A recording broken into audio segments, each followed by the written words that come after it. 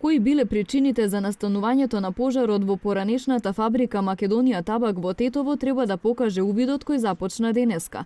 На местото 4 дена дежураа пожарникарите поради лесно запаливиот материјал, па откако се создадоа услови, обвинителите и експертите се на терен. Од локалната самоуправа велат дека биле максимално искористени општинските капацитети во поплавата и пожарот, кои се случија едно по друго, при што се потенцирала потребата од повеќе пожарникари и опрема. Градоначалникот Билјалка Сами рече дека чекаат владина помош. На централната власт треба 6 сати да интервенира и во овој дел. Капацитетите на општината се овие.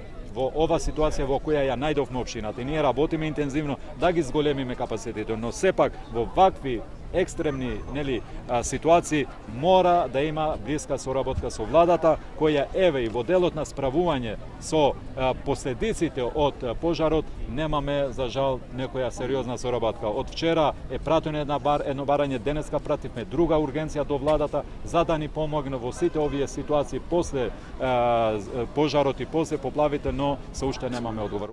Пожарот кој се случи во понеделникот наутро по 10 часа беше локализиран, а дури вчера целосно изгаснат. Општината им наложи на сопствениците на приватната компанија по завршувањето на правното вештачење во најкраток можен рок да го санираат отпадот од пожарот врз основа на еколошки стандарди.